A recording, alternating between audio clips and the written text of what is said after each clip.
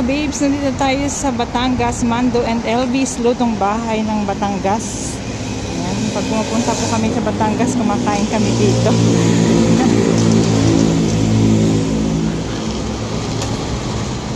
Siyempre. Good morning. Wala kasarap God din eh. Shout out. Shout out. Wala pang gaanong tao. Ang sarap po ng mga pagkain dito. Lutong bahay talaga. Kaysa kumain ka sa mga restaurant, mahal din naman.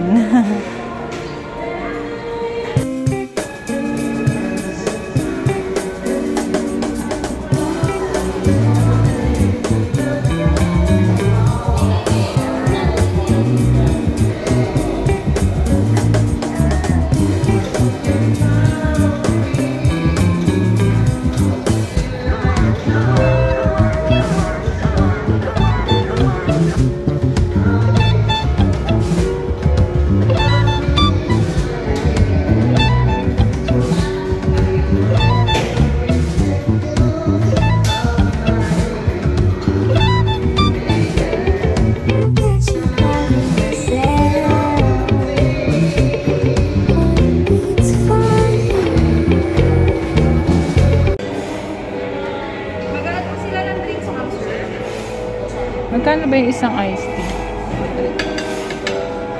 May picture po kami sir.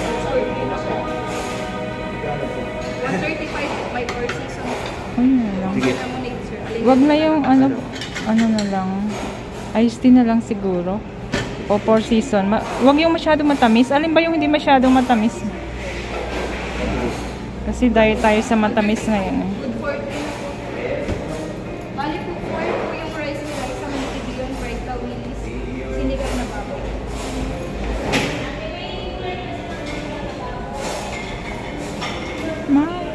Ganda pa ng sounds. My first love daw.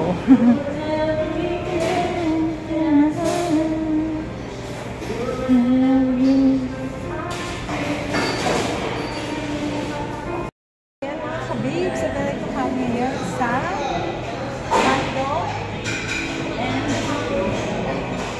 Mando and Elvis restaurant. Kami sa Santo Tomas, Batangas. Kakain po kami ng lunch dito.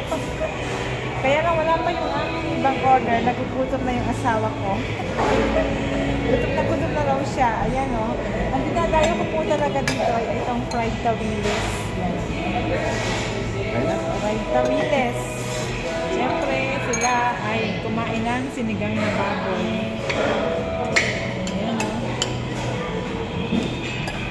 Antayin ko na po yung pansit. Kasi yun talaga yung food ko. Yung pansit. Parang against the light ako dito.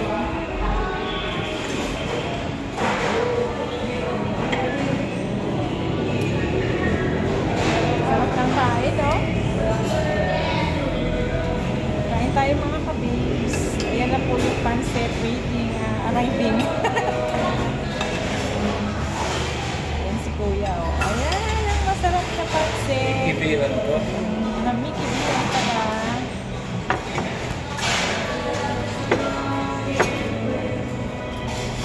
Okay na po order ng Nike sa na po number 70. Ayan, Mickey Biro. Kain tayo mga kabibs. Kain po tayo.